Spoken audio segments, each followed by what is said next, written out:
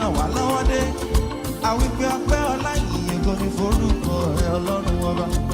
Kì í máa ń ṣe nípa agbára wa, kì í ṣe nípa ọgbọ́n orí wa. Gbogbo ibi tàdé, ibi tó mú wa dé, nípa agbára rẹ ní sẹ́wọ̀n. Àwọn kan gbẹ́kẹ̀lé kẹ̀kẹ́, àwọn kan gbẹ́kẹ̀lé ẹṣin. Àwa ta gbẹ́kẹ̀lé ọ, ibi tó mú wa dérè, ibi ògo ni láti wípé orin hallelujah, orin Hosanna o, orin Ebenezer, Hosanna ló pẹ̀lú wa. Ebenezer, Ebenezer ìwà rẹ̀ ò ní bí sẹ́rọ̀ wá lọ́wọ́ dé. Ká máa jó káyọ̀. Ebenezer ìwà rẹ̀ ò ẹ̀ máa máa ṣe é ṣe. Ìbá ìṣe nígbà agbára wa o. Olúwa ló ní ìrànwọ́ náà. Ògo táyé rí tán polongo. Ìrẹ́ ló bá wa ṣe. Orin hallelujah, Hosanna ló. Apanu. Juwe sọlọ́run. Akọrin ayọ̀.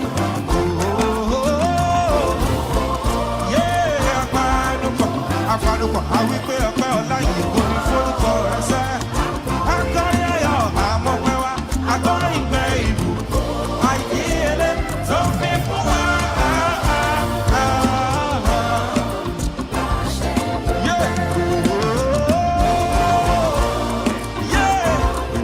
Apanupọ̀, àdúpẹ́. Ìwọ lọ́pẹ́ yẹ, ìwọ ni ìyẹ̀ Ọlọ́run.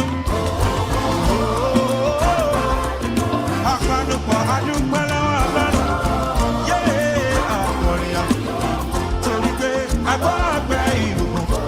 Àìdíyelé tó fi fún wa.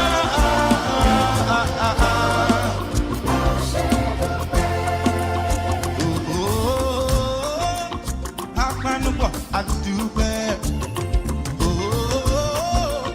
Akọrin ayọ̀, àmọ̀pẹ́ wa. Apanupọ̀, àdúpẹ́. Akọrin ayọ̀, àmọ̀pẹ́ wa. Agbọ́gbẹ́ ìbùkún, àìdíyelé tó fi fún wa.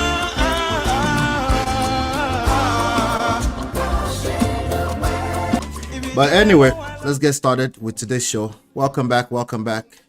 If you can hear me loud and clear, put a 1 in the chat. Welcome. Hit the like button, share, subscribe, turn up your notifications so you're notified when we go live. Today, we're talking about Simon Guobadia and Porsha Williams. Today, we're talking about AI. Yes, we have to keep talking about AI for a while, okay? I want you guys to pay attention to what's going on. I don't want you guys to miss out on this massive shift that's about to happen. And also, we're going to talk about a guy who is presently trending #1 on Twitter right now. And his name is Tunde Onakoya. I am so disappointed in him. But anyway, we're going to talk about that in a few minutes here. Do me a favor, hit the like button, share, subscribe, turn up your notifications. My name is Ola. I'm coming to you live from my Empire Pro Studios. I've got a ton of books for you for free. You can download them all for free at manofprestige.com. Okay, you can download them all for free at manofprestige.com. Shout out to all my sponsors. Right now we're up to how much? $64. We're halfway through, and it's only the 11th day of the month. You guys are fantastic. Thank you so much for all the support. We're going to $120, $120.17 this month. Your support means everything to me, and every time you hit like, share, subscribe, you're also contributing to that process. All right, so welcome back. I appreciate you. What we do here is we extract life and relationship lessons from trendy topics. So we talk about power, politics, money, relationships, marriage, love, all that, right? We just try to extract life and relationship lessons from trendy topics, and we try to tackle it from a self-power, social seduction, emotional intelligence standpoint. In other words, if you want to play victim, this is probably not the platform for you. If you are in fact a victim, seek help. Talk to a professional so they can help you get through. My job here is to empower you. Okay. All right, so welcome back. I appreciate you. Let me see who is talking. Chinye is here. Shout out to Chinye. Shout out to Uncle Patrick. Shout out to Mags. Shout out to Kendra H. Kendra says he sounds like Adekunle Gold. I could see that. Yeah. And shout out to my G, Natu. Welcome. All right, so again, we're about to get the show started. Right now, just hit the like button, share, subscribe, turn up your notifications. Yeah, we have a fantastic show lined up for you today. Yep. Let me see, what else do I have here as announcements? Just house rules. All right, nothing crazy so far. Okay. All right, no problem. Let's get into it. We're gonna have a conversation today. I think we're gonna have a lot of fun talking about this today. Okay, I'll be right back.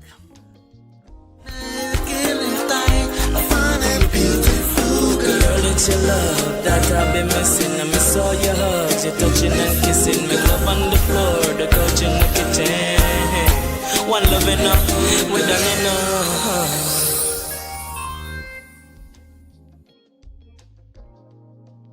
All right, let's undo business. Let's talk about business. Let's get business out of the way first of all. The person you're looking at on the screen is, of course, Mark Zuckerberg. Mark Zuckerberg, the founder of Meta, Facebook, you know, the chairman, whatever they want to call. I don't know what they call him these days. But I'm looking at the report right here. This is fresh off the press. Actually, this is happening as we speak right now. A frustrated Zuckerberg makes its biggest AI bet as Meta nears $14 billion stake in Scale AI. They hire the founder. His name is Wang. Okay, there's a company called Scale AI. So I'm just going to read and we're going to learn together here. It says Mark Zuckerberg is so frustrated with Meta's standing in artificial intelligence that he's willing to spend billions of dollars to convince Scale AI CEO Alexander Wang, that's the guy you're looking at there. I'm not even sure if that's the guy, but that person you're looking at, to join his company. People familiar with the matter told CNBC, Meta is finalizing a deal to invest $14 billion. Are you still on the fence about this AI thing? Maybe you are. I'm not. I'm all in. I hope you're all in. I'm going all in. Okay.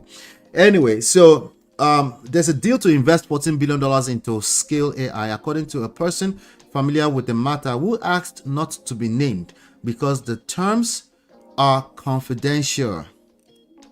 Bloomberg reported earlier this week that an investment could top $10 billion, and a story from The Information on Tuesday said Meta would pay close to 15 billion, not naira, dollars. Okay, now as a founder of one of the most prominent AI startups, Wang has built a reputation as an ambitious leader who both understands AI's technical complexities and how to build a business that's not merely focused on research, according to two former Meta AI employees who asked to speak on the condition of anonymity, meaning they don't want to be known. Zuckerberg will be counting on Wang to better execute Meta's AI ambitions following the lukewarm launch of the company's latest Llama AI models. Now, in our business here, we'll be leveraging AI for a while, for actually more than 5 years. But of course, artificial intelligence is becoming a talk of the town. Everybody's talking about it right now because, yes, literally is the future and is about to take over everything. Okay, a lot of people are going to be displaced, maybe not replaced, but displaced when it comes to their income and their job. So now, if you're not familiar with what artificial intelligence is basically machines being able to take over a lot of the tasks that human beings are doing right now. Okay, so a lot of parts of our workforce today is going to be taken over by machine. It's already that way in so many ways, but we're even going 10,000 times more. Okay, so what does that look like for you? What does that look like for your future, your finances, our lifestyle, our society? What does that look like? Well, if all those big guys are putting billions upon billions of dollars towards one company, what do you think is about to happen? Anyway, let me continue reading from CNBC here. It said, by not directly acquiring Scale AI, Meta appears to be taking a similar strategy as companies like Google and Microsoft. By the way, all those companies are investing billions in AI, which have brought, okay, now these companies, Google and Microsoft, have brought in prominent leaders in AI from the startups, Character.ai, Inflection AI, by taking large stakes in those companies rather than buying them outright. Okay, same thing, they're buying into it, they're taking large stakes, same thing. Meta is currently on trial against FTC, Federal Trade Commission, for antitrust claims, and the company doesn't want to further upset regulators by acquiring Scale AI. Multiple people familiar with the matter said. So AI, I'll tell you like this, okay? Machines are getting smarter. They're getting smarter. Of course, machines are going to be more precise in delivering certain values. Listen to what I just said. Machines, by default, will be more precision, okay? Will be more accurate in delivering value. Human beings are flawed, okay? Human beings, it is what it is. There's only so much. Hit the like button, please. Hit the like button if you're just coming in. We're just warming up with today's show. Okay? So every one of you will be affected one way or the other. In what way, I don't know. It depends on your task at work. If your task at work is repetitive in nature, you are probably going to be affected much more than you realize. And by the way, if you're using a GPS in your car today, not GPS, as in Google Map or Waze or things like that. By the way, you're already leveraging AI already. So it's just a matter of how much time. It's not a matter of if, it's a matter of when.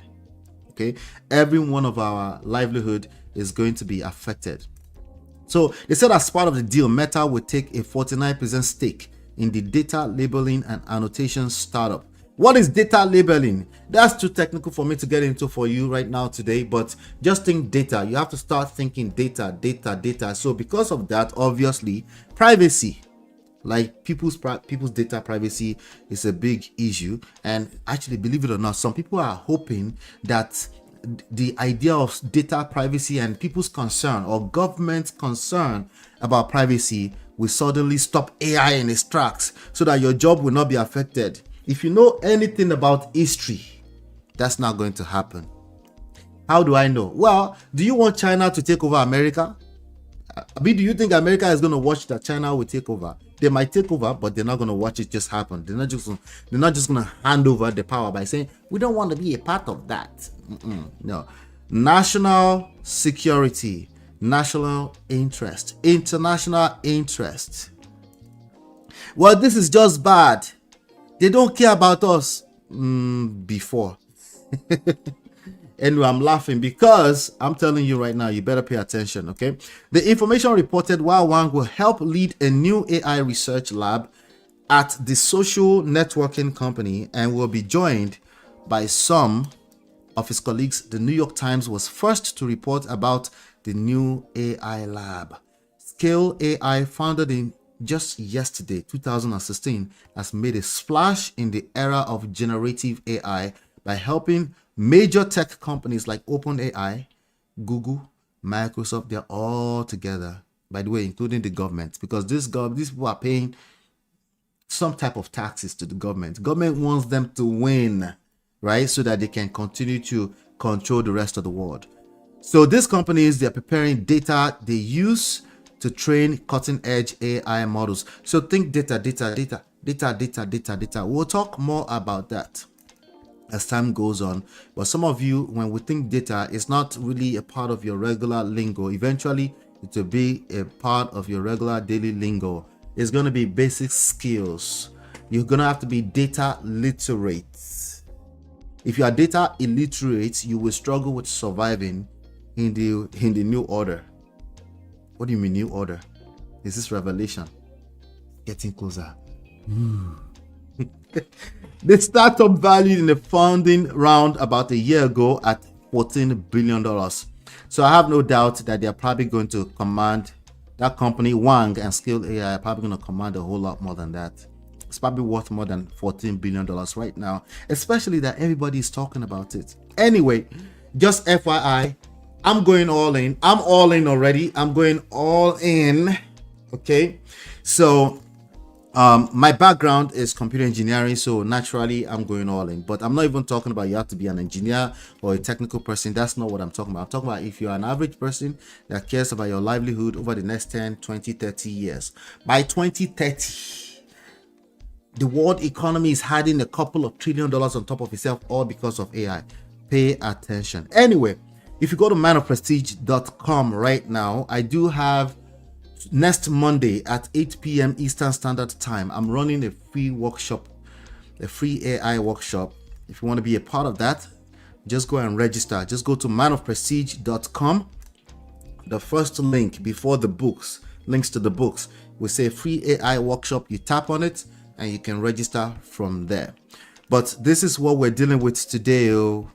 Everybody just know what it is. Pay attention. Whatever you do, start looking for how AI and just, you know, in the last, I think I said this on the last session I did about AI, right?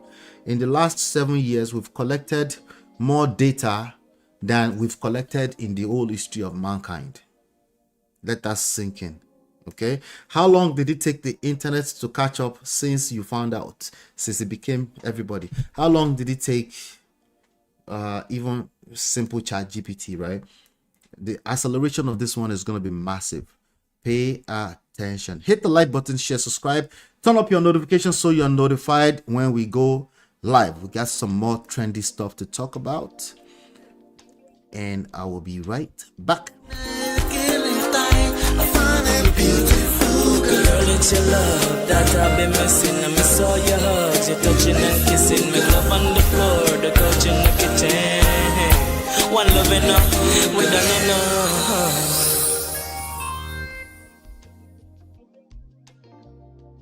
Welcome back. Anyway, Nigerians are disappointed in Tunde Onakoya. Nigerians are disappointed in Tunde Onakoya because he visited Tinubu. They expected more from him. They never expected it. Nigerians never expected it. Well, not expecting it means they're expecting something else. They have a certain expectation of this young man. Who is Tunde Onakoya? I think I've covered him before. He's a 30-year-old young kid. Not a kid, that's a grown man. But he's a Nigerian chess player and a coach. And he's also using a lot of the accolades, a lot of the opportunities he's gathered in very short period of time. He's using it to help kids anywhere from Ikorodu to the rest of the world. He's just there to make an impact, and he's been making serious impact.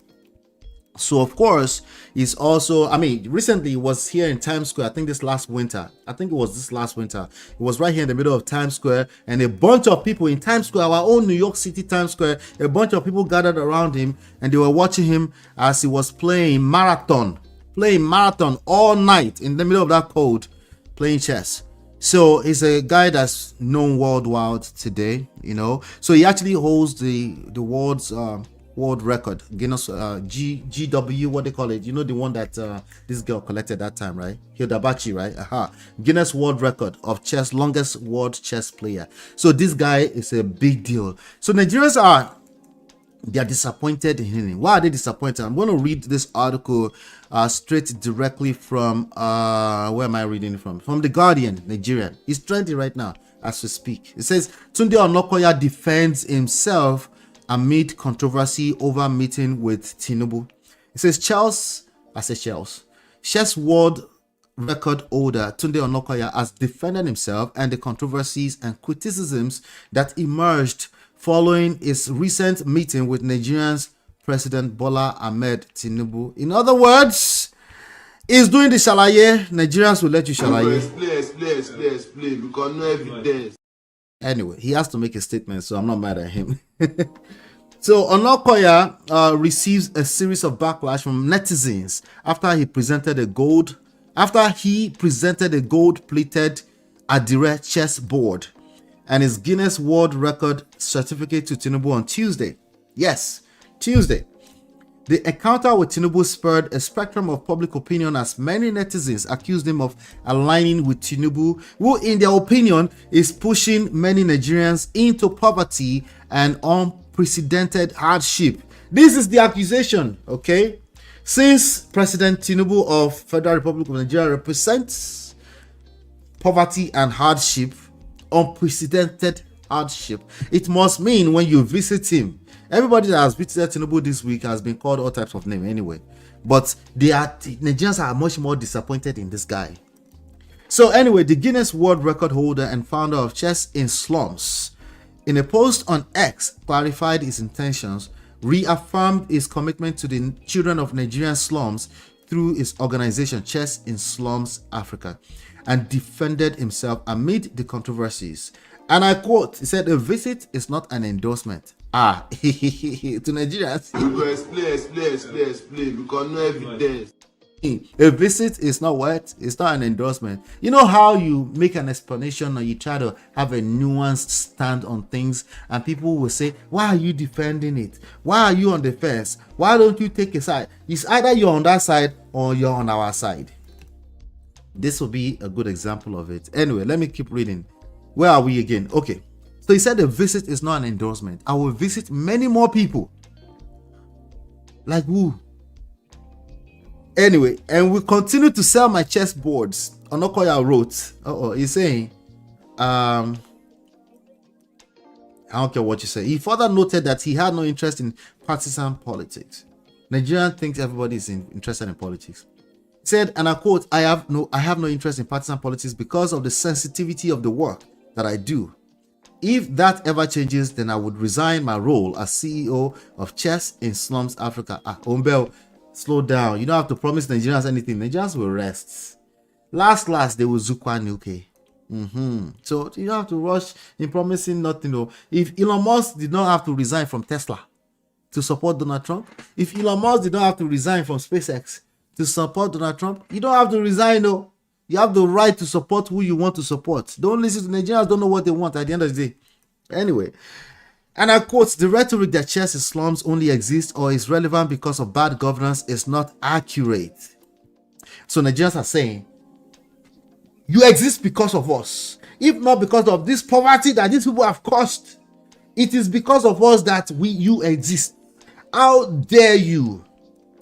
Said the real impact of our work is in the synapses. I don't know what that means. We're using chess as a tool to teach cognition and improve academic outcomes. Speaking further, he added that he will continue to partner with the government to impact the lives of the beneficiaries of the Chess in Slums initiative. Nigeria said, never mind that PDP might be there tomorrow. As long as you support government, you are partisan. Okay? Choose one side. The government side or the people's side. No, the VDM side or the government side. If you are supporting anything other than VDM, you are for them, not for us. You are for the oppressors. Our collective hurt is valid. Okay, he's talking to us, for us now. He's applying some empathy. Our collective hurt is valid, and we may disagree on politics. Wait, you're not picking side. But there are actual lives at stake, and we all have a role to play in whatever capacity to stop this hemorrhage, he said. Yes, we will partner with the government to scale this impact and institutionalize it so Tunde stops being the hero of the story. It's your tax anyway. Now, it is normal human behavior. People will make a hero out of you, and if you disappoint them, you go collect. Especially if you're Nigerians, you go collect.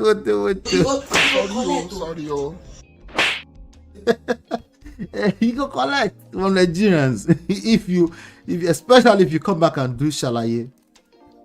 Anyway, he continued, said, yes, we will partner with the government to scale this impact and institutionalize it so Tunde stops being the hero of the story. It's your tax anyway. Finally, I'd say this, my fight is different. I'm not on the fence. Nigeria, okay. Generally, people would think you're on the fence if you don't pick a side. I took a stand 10 years ago for the country. I want to see. I like Tunde. I still like him. Okay. Nigerians, here's what I'll tell you. Rest. Okay. I'll tell you, it's very simple. It's a rest. Okay. Expectations.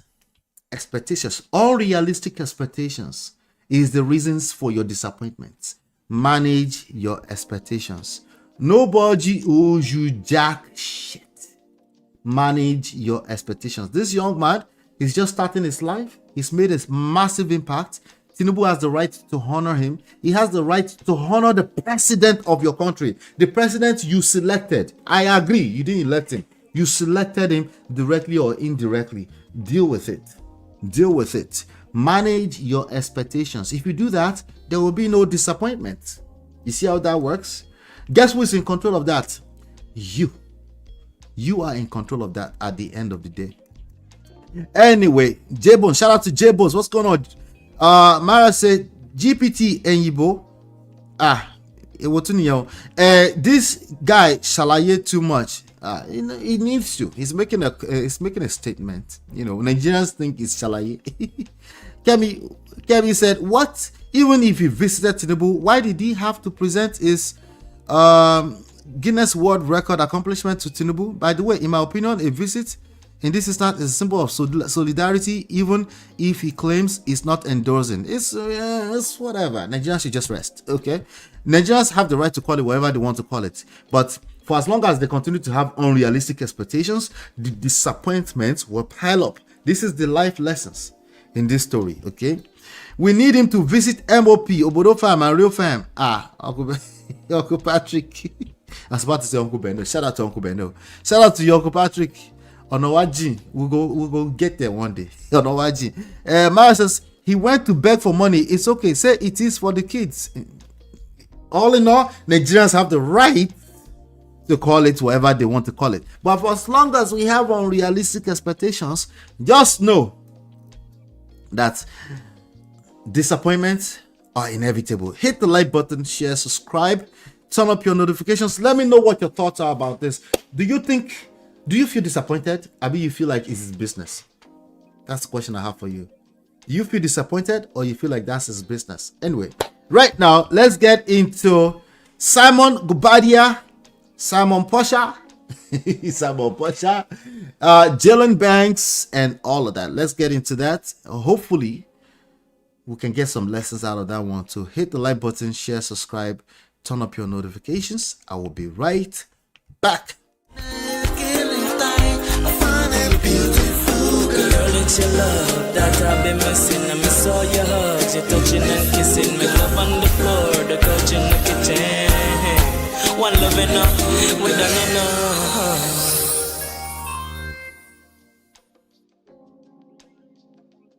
All right, welcome back. Hit the like button, share, subscribe, turn up your notifications so you're notified when we go live. Let's talk about Porsha Williams. Well, actually, we want to talk about Simon Guobadia, our very own Benin Edo brother. We want to talk about him.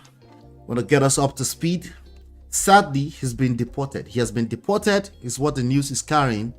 He has been deported all the way back to Nigeria. But I thought we should catch up on this and, let's review some of the stories that got us here and what can we learn from this guy's story. He came on the scene. He decided to expose himself. Simon Guobadia is a 61-year-old Nigerian entrepreneur. entrepreneur, philanthropist, and executive producer. He got into TV. He entered TV, right? Some years back. Let me see exactly what year. He entered TV somewhere around 2021, something like that. Yeah. Around 2021 by way of romance, by mistakenly, but I don't think it's by mistake. I think Simon knew exactly what he was doing. But what we're talking about, you're looking at the young lady on the screen that's kissing Simon here. That's Porsha Railroad Track Williams. Porsha is she's a Real Housewives of Atlanta star, a reality TV show star, if you will. And I think she's a radio host too. Let's be nice to Porsha. She's also a radio host. She's a radio host with This Nation and them somewhere in Atlanta on the radio somewhere, So she has a day job. I think she also sells wigs, Aspa, Noma. She sells other things, women's stuff, whatever, So she has a business. She's a brand She's a brand. So that a Niger man, a Niger guy man will tag on to Porsha and see if he can make something out of it and mistakenly find himself deported to Nigeria. I'm not surprised. That's not what we do. Niger men, we're computer engineers, we're nurses, we're doctors, we're astronauts, right? We're all types of stuff, we're politicians, like we're in high places. Contrary to popular belief, I was listening to somebody the other day said, if you want to, I think it was Kendra, the one that does dating show. She was like, well, if you want a Nigerian guy who can marry you right now to get papers, I was like, may God forgive this girl. May God forgive you. Nigerians are in all kind of great places. So anyway, while we're talking about Simon Guobadia, well, Simon has been deported. According to news, he was arrested not too long ago. But how did he get here? How did Simon get here? So we're going to review some of a little bit of a timeline here, and then see if I can extract one lesson here and there from there. So 1982, a long time ago, it's about 43 years ago, Simon moved to the United States, and he moved to the United States on a 6-month visa. And at that time, he overstayed. And then somewhere around 1985, he actually got married. You know what type of we can say it now because it's public record. You know what type of marriage it is, right? He got married, and he got married for the purpose of Ewe. Let's call it Ewe. Let's call it green, not money. The one that's much more valuable than money. The one he should have protected with his life. Anyway, he got married. But then, unfortunately, he got arrested. He didn't get arrested exactly he didn't get arrested exactly because of the way. He got arrested because of a couple of things, according to the papers out there. He got arrested for bank fraud, vehicle misuse. Back then, in fact, here in New Jersey, somebody was telling me the story. Once upon a time, here in New Jersey, one of the ways that people would do their thing is car dealerships. They have car dealerships, or they had car dealerships, behind the scenes car dealerships. They register car dealerships, main ones. Some of them will share multiple. Some of those car dealers, licensed car dealers, they will share the same lot. They do business together. Other types of businesses, that where you can, credit card type of fraud. Let's just call it what it is, fraud. Okay, so bank fraud and all that kind of stuff, especially in the 90s. Anyway, he was deported. According to people.com, he was actually deported in 1992. I think people.com has access to the legal papers. I don't. So I'm just referencing what they said. 1992, he was actually deported. 1992 to 2025. How far are we? If you want to call in, the link is to the top. I'm finishing exactly on time today. So if you want to call in, make sure you call in already. Anyway, so following a string of arrests, bank fraud, vehicle misuse, all that kind of stuff, he was deported in 1992. Back then in the 90s, guess what? You were deported? Forget that thing. It's not going to happen. But today is a little bit different. If you're deported today, they have your fingerprint, they have your face everywhere, especially if you use your own self to take your face to show it to the whole world. But I don't know what his motive was. But anyway, he had all these records. Unfortunately, he was deported in 1992. But in 1992, eventually, I think a few months later or something like that. Anyway, Simon returned on a different identity. Actually, from what I read earlier on, hold on one second, guys. Hold on. Let me make sure everything is all right, good. All is well in the kingdom. Anyway, so he returned after a few weeks later. He reached a different identity. Okay, and at that time, he actually returned with a permanent residency. He actually had a green card by the time he returned. Okay, because it's called, I won't call it what they call it because of people that are ear lurking. Okay, see, people have their ways of doing what they have to do. The only thing is that I wouldn't have put myself on TV if I know that I have, if I know that there's certain things, you know what I'm saying? I'm talking You know what I mean? Exactly. I wouldn't be on TV, but probably thought he got away with it once upon a time. It was like 30 something years ago. So he probably about almost 40 years ago. And he probably thought, well, not 40 years ago, about 35 years ago, he got away with it. So he probably thought he could get away with it again. Okay. So, but anyway, he returned. He got away with it. He got a permanent residence, and he actually built a business empire. Actually, the name of his company, as I'm reading here, is called Simcol Petroleum. So, a company that was founded in 2010, oil and gas. You get it? Simcol Petroleum. Big money, right? So, but not just that, he's actually living the lifestyle. Multiple homes in Atlanta, in the Atlanta area. Some people might have even said he might even own like an island at one point, but he was always traveling back and forth on private jets to the islands, owned multiple Atlanta restaurants. And of course, I think him getting on TV was his way of trying to build his film production company. Okay, so he actually was also running a film production company. So it was a strategic thing. What do I mean by getting on Real Lives of Atlanta? Well, in 2019, he married a girl called Feline, right? Feline Pina. Okay, Feline Pina was actually Feline Guobadia at one point, So he married this girl. This girl was, one of the boss ladies around the Atlanta area. So you know what happens eventually? They approach them, or they approach people, or they have relationships. They get them on the Real Housewives, franchise, right? They get them on that because it helps them expand their business, their brand, it's opportunities. Okay, so this was around June 2019, summertime, June 2019. They got on TV. And during that time, of course, one of the housewives that visited their home, among others, was a young lady, Porsha Railroad Track Williams. Why am I calling her Railroad Track Williams? I think you should Google that, because I probably will do a bad work explaining that. Okay, let's just call her that. Okay, now around May 2021, around the summertime of 2021, Simon basically publicly accused his lady, the wife, Feline Pina, accused her of an affair with their houseboy.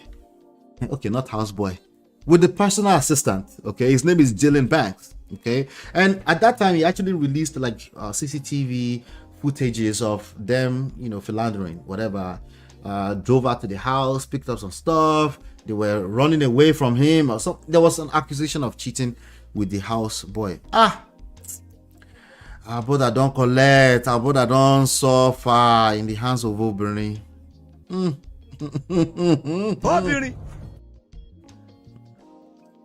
Crazy. Anyway, let me come here real quick. What are you guys talking about? Let me see. What did I miss? Mario says his ex-wife used to be inspo for the wannabe trophy wives before they come on Real. I don't know what inspo is, but he wanted this fame by getting with Madame Porsha. Okay, yes. What happened to all his personal belongings, his cars, bank account? That's a good question, dog. That's a good question. Wishing him growth, health, happiness going forward. Yeah, it's not the end of the world, believe it or not. Especially for someone like him, he will rise. Yes, so time flies. Yes, Max, time flies. It was his confidence for me, Kemi said. Comfortably gallivanting on TV, knowing his immigration status, his confidence can be compared to the likes of Hush Puppy. Yes, that's what it sounds like to me. Some things are obvious, but sometimes you just have to be humble and wait for them to tell us. Because if you let them talk long enough, they'll tell on themselves. Maybe if he wasn't looking for citizenship, it would have been good. Should have kept the green card. You just have to renew it, I think every 10 years or every 5 years. That's what he should have done. Absolutely. Anyway, back to the story. Okay, so Feline Pina, Jalen Banks, they were cheating together according to Simon Guobadia. So Simon publicly accused her of having an affair with the PA, the houseboy.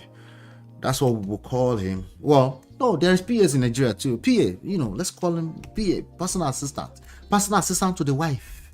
Anyway, that man don't collect. So Simon claimed that Feline was actually pregnant for Jalen at one point, but of course they denied it at that time. They denied it publicly. But guess what happened in July 2021? I was talking about May 2021 just now, right? Guess what happened just a couple of months later?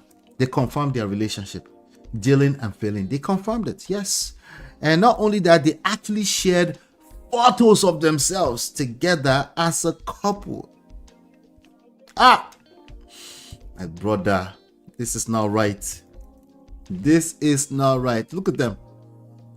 Jillian looks like one of my sons.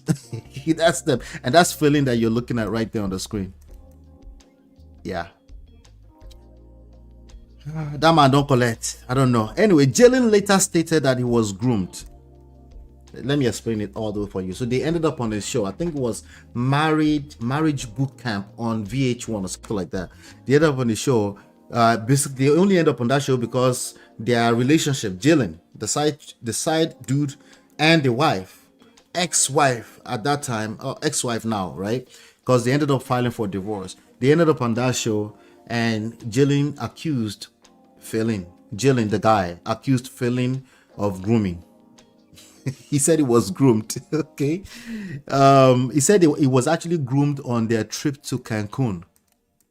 You know, and they never really confirmed that they were cheating. Obviously, we can put 1 and 1, 2 together. Let me ask you, if you think she cheated on Simon Guobadia, put a 1 in the chat. I'm talking about Phelan.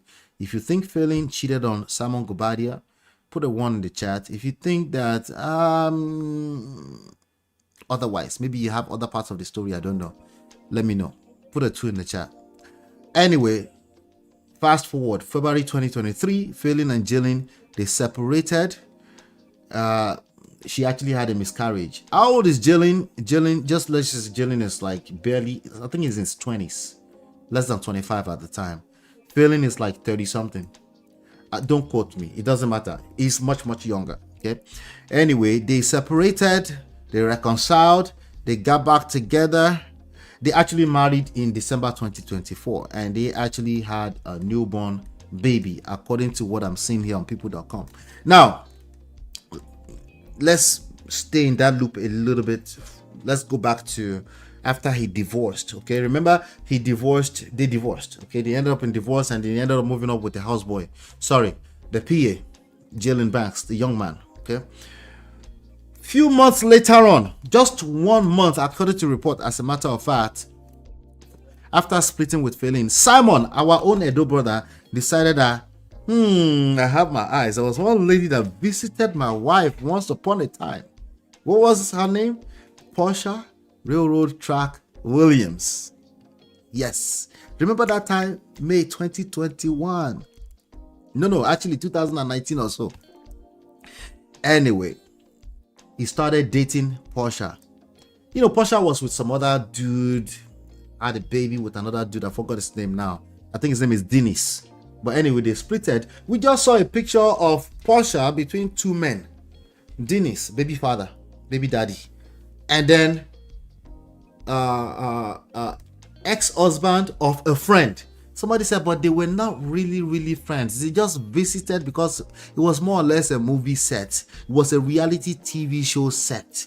They were just pretending to be friends. But bottom line is that these were in the same circle. Anyway, Porsha ended up dating Simon. They ended up getting married by September 2021. Porsha ended up in Edo State. They made a trip to Nigeria to visit his family.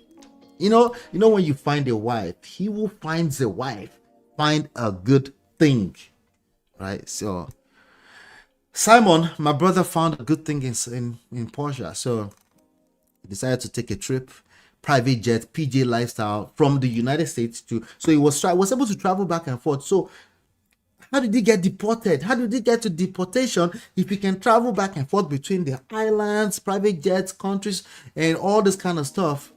How did he manage to do that? Well, maybe he wasn't, like Mario said, maybe he wasn't filing for citizenship. So he was able to, get under the radar. And especially if you're going through the private wings, a private jet lifestyle, you could probably bribe people or just, you take care of them, you bring them gifts, they let you slide. Not a big deal, even if they cash that in the system at some point. Anyway, by September 2021, they took a trip to Nigeria. to his hometown, and they actually got married. Eventually, they got married in 2022. In a big, just at that time, today we're talking about Priscilla, right? Priscilla Ojo, Yabo Ojo's daughter. At that time, it was Porsha Williams. It was her wedding. Esosa. They even gave her a name. Esosa. In Nigerian style. Oh, I'm there. Gele everywhere. I'm telling you. Let me see if I can find a picture for you guys to see. They got married. This is a picture of, check this one out. This is a picture when everything was so happy. Everything was so good. Oh my God. Oh my gosh. Everybody's mouth was watering. African guy, African papi, African, what do you call it? African prince. There you go. It's a battle. Is African prince better? African king? I think it's African. Let's just call it African prince. Porsha found an African prince at that time. Oh my show. Anyway, yes, they got married, and that's the picture that you're looking at here. They actually got married Nigerian style, Edo style. Everybody. I didn't mean to show you the deportation yet. Just not like that, that's what happened back then. Anyway, so they married. They did 2 big weddings in Nigeria, and I think they did one in Nigeria, the traditional, and then they came back to America and they did another big one. So anyway, unfortunately, in late 2024, he started catching lawsuits. One of the lawsuits was about private jet chartering, right? He was sued for misusing a private jet by the company that actually he charters the private jets with. He was inflating hours according to the lawsuits, and he was falsifying flight logs. Falsifying flight logs? Are we talking about international? It doesn't matter. That is like federal crime as far as I know, if you are falsifying flight logs. Anyway, he caught the lawsuit about the private jet uses and all kind of other business practices stuff, and there's a lot of messy stuff in between that lawsuit, and we still don't know what the legal outcome of that one is. There was also, he was owing like a couple of $100,000, crazy amount of money, because if he's a millionaire, a couple of $100,000 at the minimum, we should be able to approach a bank and say, hey, let's get rid of this while I'm continue to focus on business, right? Or at least, have a lawyer dealing with that in the court. I'm sure that's what it was trying to do. Yeah, so that happened in late 2024, but let's go back to February 2024. February 2024, Porsha sadly filed for divorce. Why did Porsha file for divorce? All kind of stuff came out about his past, okay, about his identity. Somebody said, why didn't you ask all these questions before you got married? Is African prince your mate? I was about to call him Yoruba demon, but he's an Edo guy. It's not your mate, okay? She was in love. She wasn't asking questions. She wasn't going to ask questions that would jeopardize the chances that this is a happily ever after. This is what people do. This is a good reason why, I don't know if it's a good reason, but this is a reason why people don't ask questions. They don't want to jeopardize something that's feeling so good. The last thing you want to do is ask a question that will change your reality overnight. So of course she did not ask questions. Anyway, she filed divorce in February 2024, and she cited irreconcilable differences, and this is almost like a day apart after. Did I predict this one? I generally don't like predicting this kind of stuff, so I don't know if I did or not, but I did talk about it. There's all kind of red flags over this. But anyway, because of prior identity, the fraud history, and legal troubles, it was like Aje Kilano, Omokuleni, Tani Omokwe Aje to Kilano look Pomoje. Don't mind what I just said. Bottom line is that it was just obvious that because of he was catching lawsuits, all kind of stuff was exposed by him, and then of course shortly after that he was picked up at an airport by ICE, the immigration people, okay, and it was also transferred to a detention center after that, and he had been under that detention until just a few days ago. And some of the things, the charges were visa overstays. Wait, what? I thought it was a citizen. What do you mean visa overstay? And of course, all the fraud came to light. Okay, so in November 2024, Simon was before after the divorce, right? After the divorce, between the divorce and the arrest, Simon was getting heavily petty. He was going heavy petty on social media. He was posting everything about, well, he was very petty with Feline before, and that when a man gets petty with a woman that he used to have a romantic relationship with, that's a telltale sign for me. Okay, that's all I need to know. As far as no wonder that whole thing collapsed. That's all I need to know. Okay, but what if he's right? He's just telling the truth. It doesn't matter if you're telling the truth or you're right. If you can get petty on the internet publicly with the woman you used to have sex with, it tells me everything I need to know. I didn't say you are guilty. I didn't say you were wrong. I didn't say you were right or wrong. It doesn't matter. It tells me everything I need to know. Take that to the bank.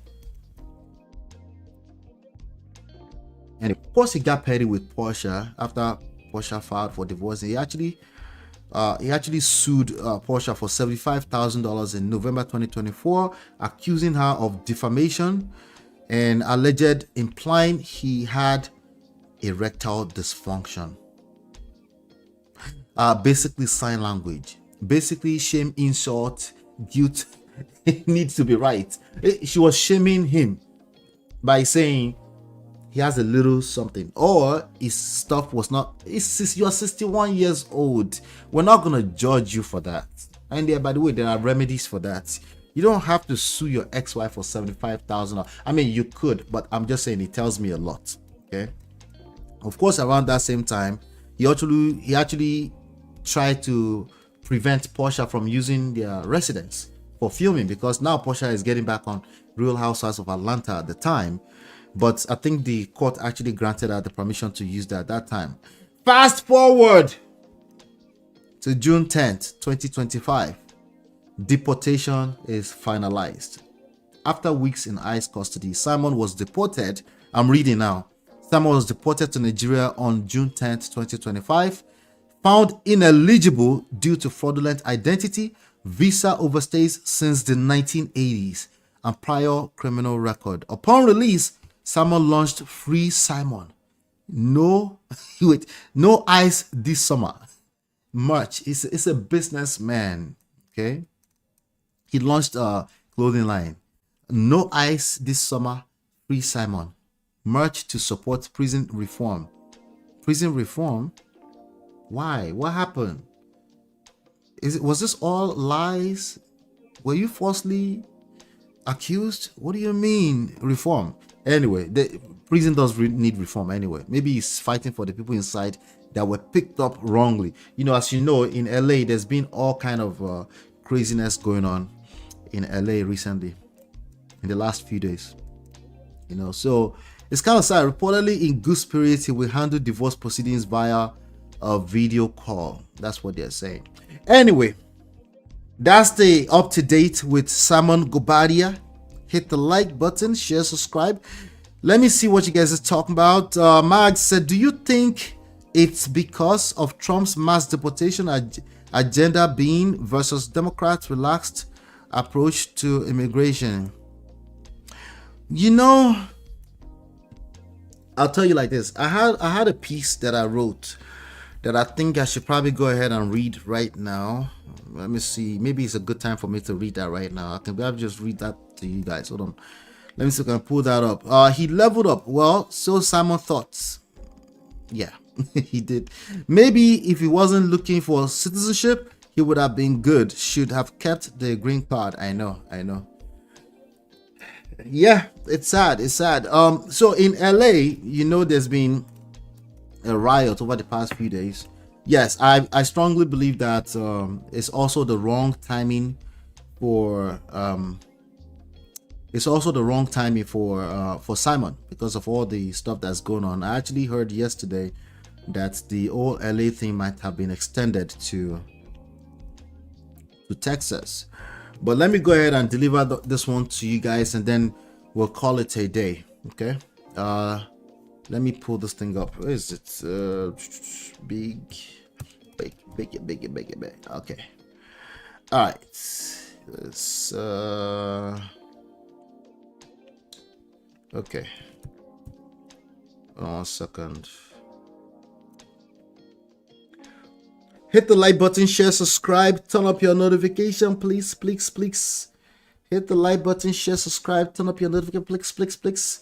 Hit that like button. I've got another piece here that I'm going to read to you about the immigration going on here right now. So I just have a few things to get off my chest about the whole thing. All right. But yeah, I do think the timing for Simon is quite wrong too. But listen, I also think I think it's a self-inflicted victimization. I think he shouldn't have been on those TVs, especially if he had businesses that he was running before. And I think he exposed himself ultimately, because there are many people like him that will probably not be on anybody's radar and they'll be fine. And in 3 years, Trump will be gone. 3 years and some change, Trump will be gone. Hit the like button, share, subscribe, turn up your notification. I'll be right back. Girl, it's your love that I've been missing. I miss all your hugs, your touching and kissing. Make love on the floor, the couch in the kitchen. One love enough, we done enough.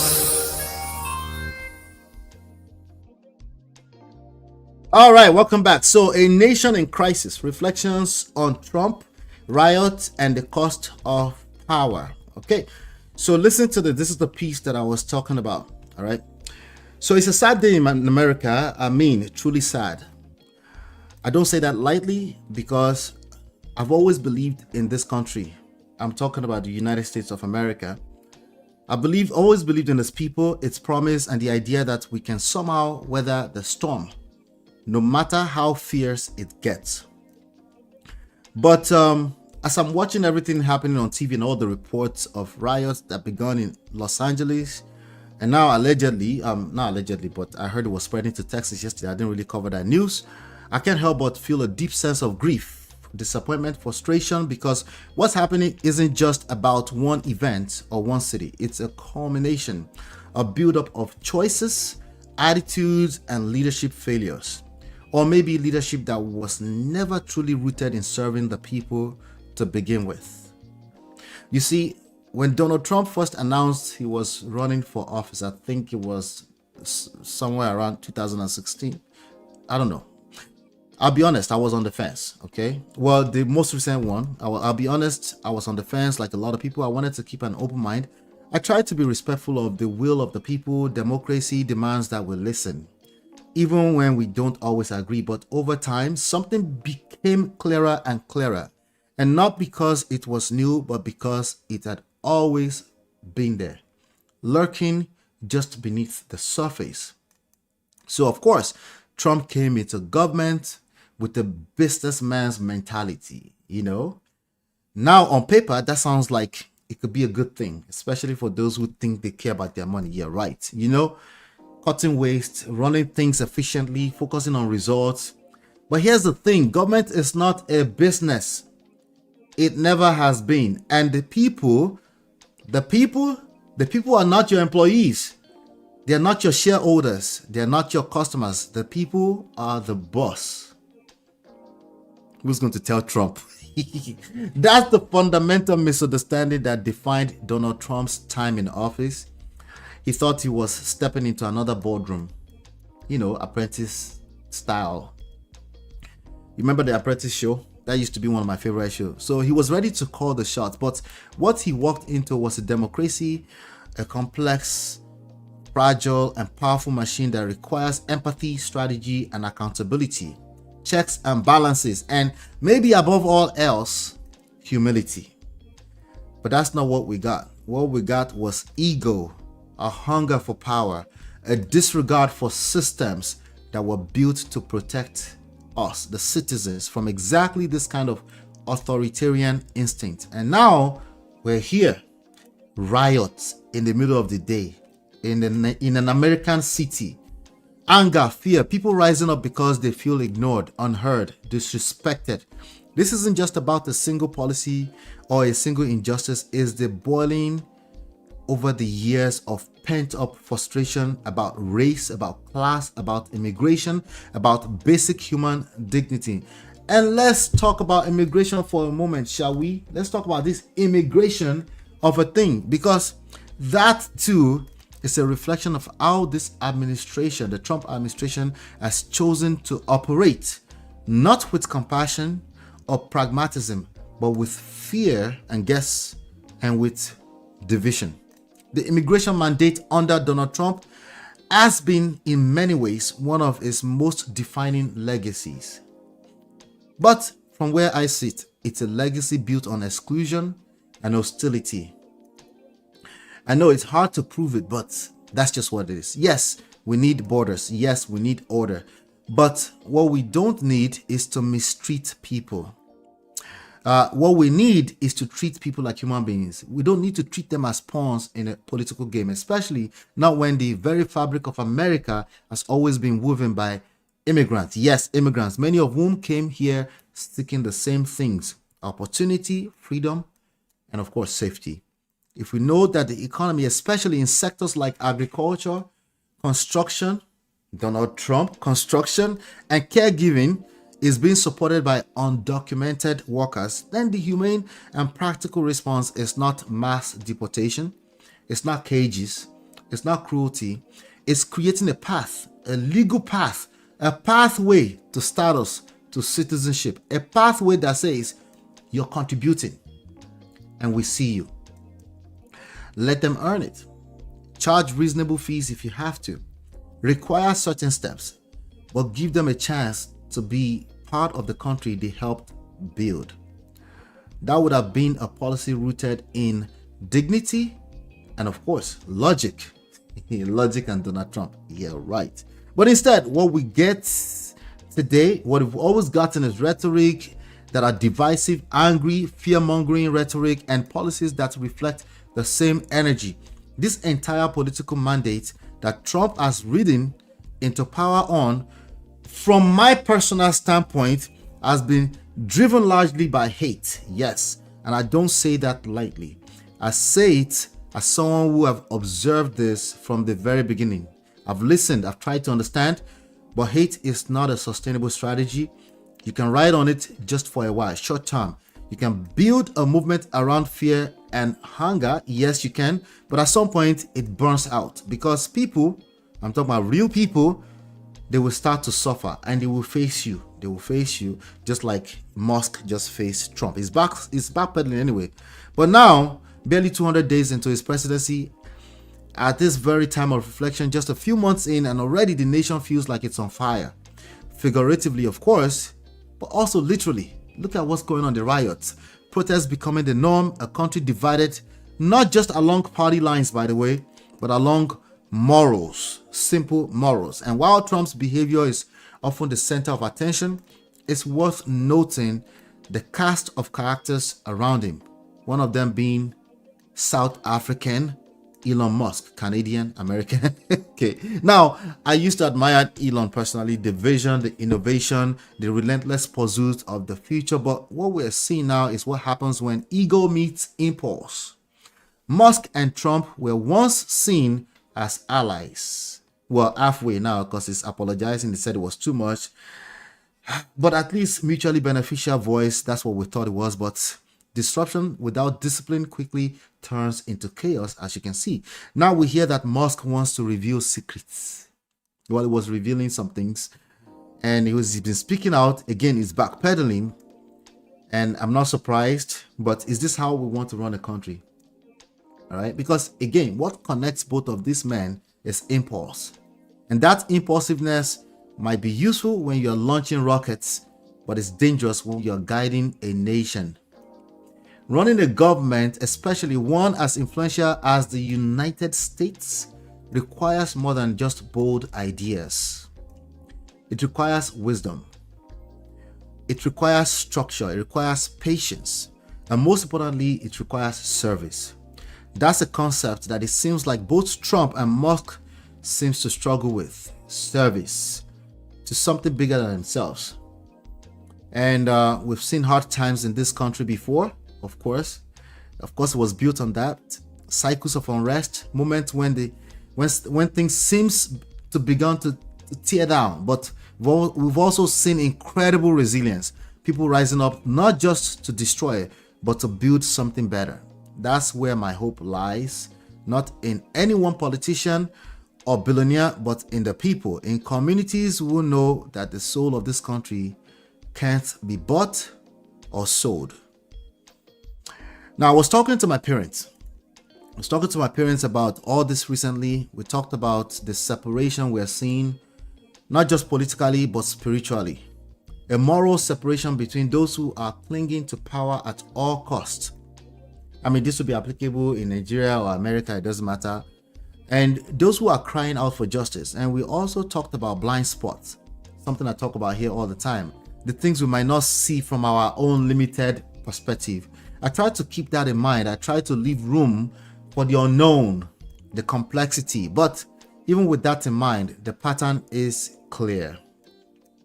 The decisions made by Trump, his administration, and those enabling it, people like Elon Musk, they're not rooted in unity. They are rooted in domination. Of course, it's politics, I understand that, but in silencing, their normal practice, in just basically dissenting on, on people, and, the consequences, we're living it right now. The riot we've seen over the past few days, at the end of the day, this presidency has revealed something we've needed to confront for a while, for a few years, maybe 12 years now.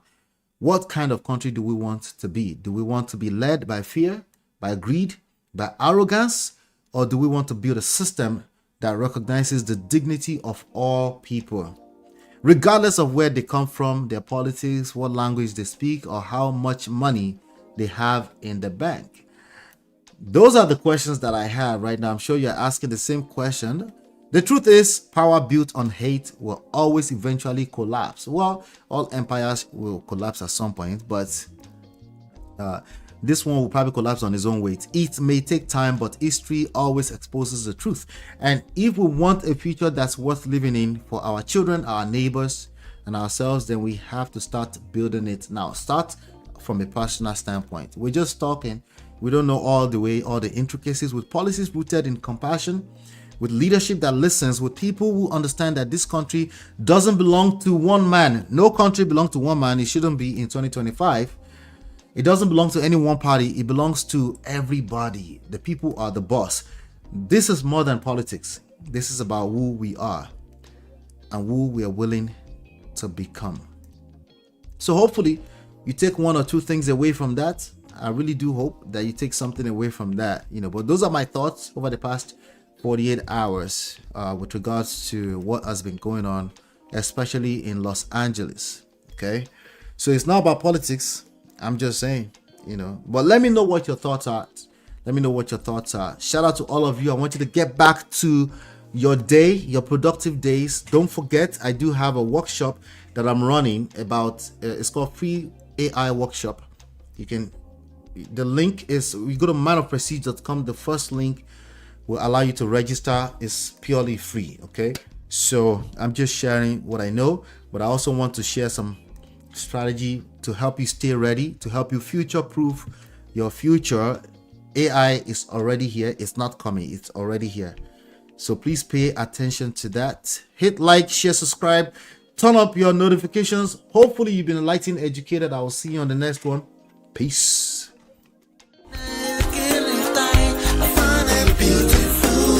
It's your love that I've been missing. I miss all your hugs, your touching and kissing. Make love on the floor, the couch in the kitchen. One love enough, we done enough.